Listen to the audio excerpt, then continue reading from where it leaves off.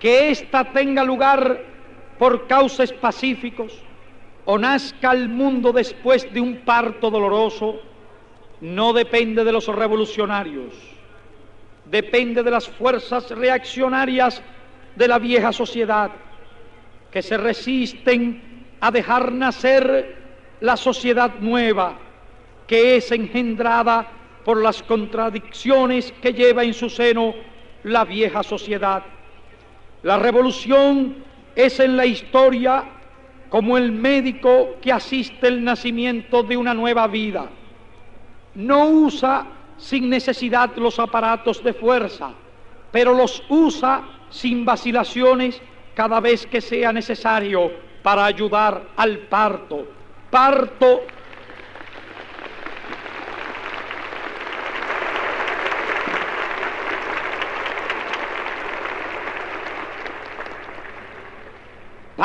que trae a las masas esclavizadas y explotadas la esperanza de una vida mejor. En muchos países de América Latina, la revolución es hoy inevitable. Ese hecho no lo determina la voluntad de nadie. Está determinado por las espantosas condiciones de explotación en que vive el hombre americano, el desarrollo de la conciencia revolucionaria de las masas, la crisis mundial del imperialismo y el movimiento universal de lucha de los pueblos subyugados. La inquietud que hoy se registra es síntoma inequívoco de rebelión.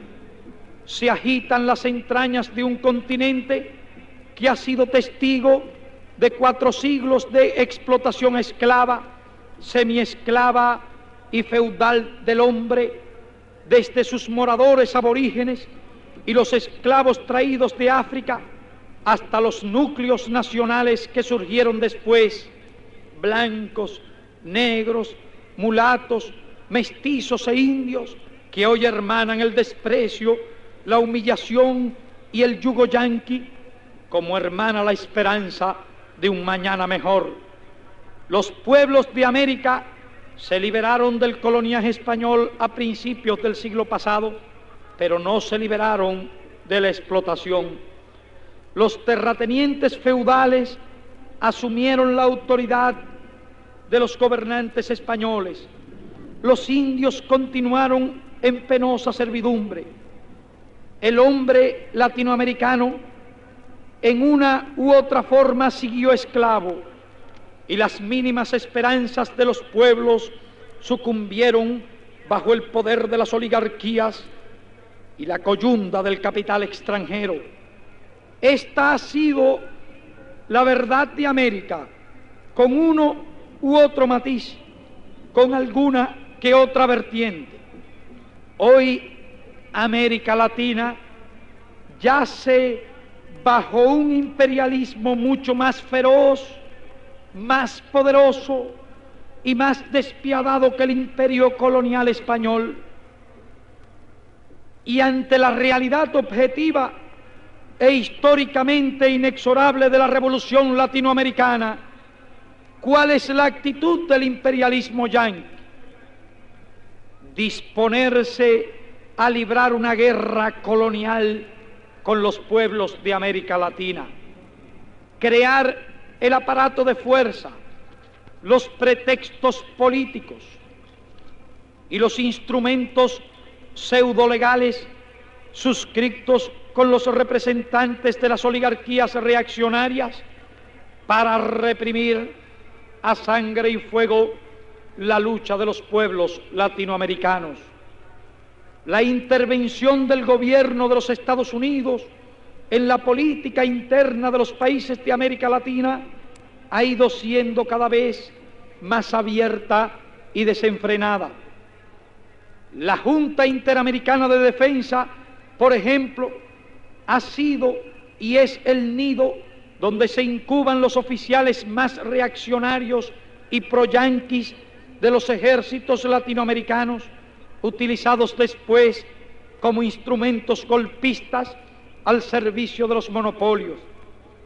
Las misiones militares norteamericanas en América Latina constituyen un aparato de espionaje permanente en cada nación, vinculado estrechamente a la Agencia Central de Inteligencia, inculcando a los oficiales los sentimientos más reaccionarios y tratando de convertir los ejércitos en instrumentos de sus intereses políticos y económicos.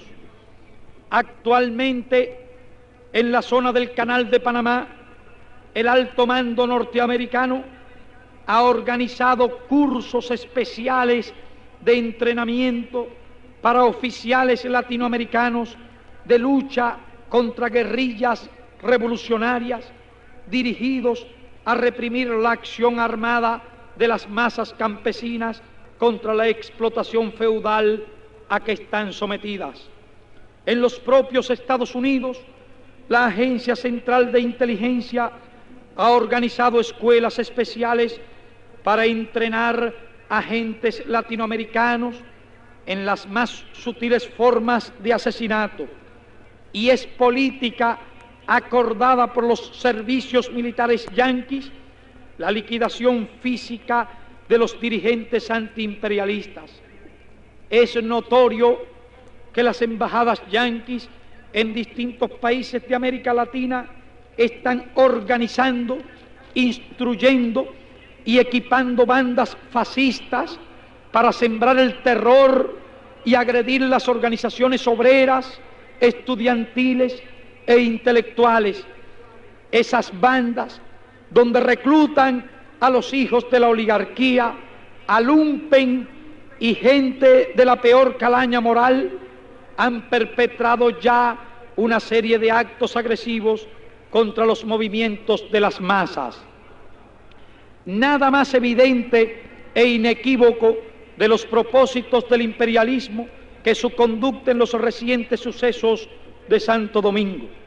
Sin ningún tipo de justificación, sin mediar siquiera relaciones diplomáticas con esa república, los Estados Unidos, después de situar sus barcos de guerra frente a la capital dominicana, declararon con su habitual insolencia que si el gobierno de Balaguer solicitaba ayuda militar, desembarcarían sus tropas en Santo Domingo contra la insurgencia del pueblo dominicano. Que el poder de Balaguer fuera absolutamente espurio, que cada pueblo soberano de América deba tener derecho a resolver sus problemas internos sin intervención extranjera, que existan normas internacionales y una opinión mundial, que incluso existiera una OEA, no contaban para nada en las consideraciones de los Estados Unidos. Lo que sí contaban eran sus designios de impedir la Revolución Dominicana, la reimplantación de los odiosos desembarcos de su infantería de marina, sin más base ni requisito para fundamentar ese nuevo concepto filibustero del derecho que la simple solicitud de un gobernante tiránico, ilegítimo y en crisis. Lo que esto significa no debe escapar a los pueblos. En América Latina hay sobrados gobernantes de ese tipo dispuestos a utilizar las tropas yanquis contra sus respectivos pueblos cuando se vean en crisis. Esta política declarada del imperialismo norteamericano de enviar soldados a combatir el movimiento revolucionario en cualquier país de América Latina, es decir, a matar obreros, estudiantes, campesinos, a hombres y mujeres latinoamericanos, no tiene otro objetivo que el de seguir manteniendo sus intereses monopolistas y los privilegios de la oligarquía traidora que los apoya. Ahora se puede ver con toda claridad que los pactos militares suscritos por el gobierno de Estados Unidos con gobiernos latinoamericanos, pactos secretos muchas veces y siempre a espaldas de los pueblos, invocando hipotéticos peligros exteriores que nadie vio nunca por ninguna parte, tenían el único y exclusivo objetivo de prevenir la lucha de los pueblos. Eran pactos contra los pueblos, contra el único peligro, el peligro interior del movimiento de liberación que pusiera en riesgo los intereses yanquis. No sin razón, los pueblos se preguntaban, ¿por qué tantos convenios militares? ¿Para qué los envíos de armas que, si técnicamente son inadecuadas para una guerra moderna, son en cambio eficaces para aplastar huelgas, reprimir manifestaciones populares y ensangrentar el país? ¿Para qué las misiones militares, el Pacto de Río de Janeiro y las 1001 conferencias internacionales? Desde que culminó la Segunda Guerra Mundial, las naciones de América Latina se han ido depauperando cada vez más. Sus exportaciones tienen cada vez menos valor, sus importaciones precios más altos, el ingreso per cápita disminuye, los pavorosos porcentajes de mortandad infantil no decrecen, el número de analfabetos es superior, los pueblos carecen de trabajo, de tierras, de viviendas adecuadas, de escuelas, de hospitales, de vías de comunicación y de medios de vida. En cambio, las inversiones norteamericanas sobrepasan los 10.000 millones de dólares. América Latina es además abastecedora de materias primas baratas y compradora de artículos elaborados caros. Como los primeros conquistadores españoles que cambiaban a los indios espejos y baratijas por oro y plata, así comercian con América Latina los Estados Unidos. Conservar ese torrente de riqueza, apoderarse cada vez más de los recursos de América y explotar a sus pueblos sufridos, he ahí lo que se ocultaba tras los pactos militares, las misiones castrenses y los cabildeos diplomáticos de Washington. Esta política de paulatino estrangulamiento de la soberanía de las naciones latinoamericanas y de manos libres para intervenir en sus asuntos internos, tuvo su punto culminante en la última reunión de cancilleres. En Punta del Este, el imperialismo yanqui reunió a los cancilleres para arrancarles mediante presión política y chantaje económico sin precedentes, con la complicidad de un grupo de los más desprestigiados gobernantes de este continente, la renuncia a la soberanía nacional de nuestros pueblos y la consagración del odiado derecho de intervención yanqui en los asuntos internos de América, el sometimiento de los pueblos a la voluntad omnímoda de Estados Unidos de Norteamérica, contra la cual lucharon todos los próceres desde Bolívar hasta Sandino. Y no se ocultaron ni el gobierno de Estados Unidos, ni los representantes de las oligarquías explotadoras, ni la gran prensa reaccionaria vendida a los monopolios y a los señores feudales para demandar abiertamente acuerdos que equivalen a la supresión formal del derecho de autodeterminación de nuestros pueblos, borrarlo de un plumazo en la conjura más infame que recuerda la historia de este continente.